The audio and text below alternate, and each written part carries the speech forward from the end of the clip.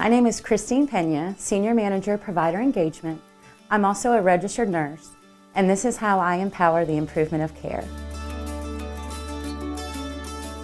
I've been a registered nurse for several years and worked in multiple different specialties ranging from medical, surgical, to oncology patients. So I started my career here at eviCore as a nurse reviewer and then became a subject matter expert. There was a position that was open for a regional provider engagement manager. It gave me an opportunity to continue to educate, which as a nurse, formal training, that's part of our job.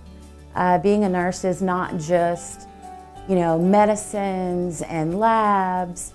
It's actually providing education and patient care. Since then, I've become the Senior Manager Provider Engagement, so I lead a team of individuals that are strategically placed across the country where their sole responsibility is provider education. We teach providers the information that they need and their support staff to provide to us so that the utilization management process, the prior authorization process, is easier so that they can get what the patient needs. We have a unique opportunity to really get to know the provider community in an intimate way because we do spend a lot of time looking at not just the case numbers, but we look at the patients behind those cases. There's a misconception out there in the provider community, these providers' patients, that eviCore exists for the sole purpose of denying studies or procedures, when that's actually not the case.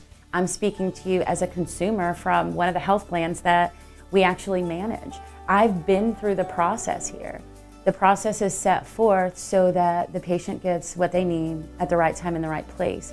So not only does the team that I lead go out and educate the provider community, we're an advocate for their patients, for the members, so that we can make sure and ensure that the study that's approved is of the best benefit. It's the least invasive study. We're here to protect and promote health and wellness and for the betterment of the patient. Those guidelines are not so that we make the process difficult for the provider community to have access to what they feel their patient needs, but it protects the patient.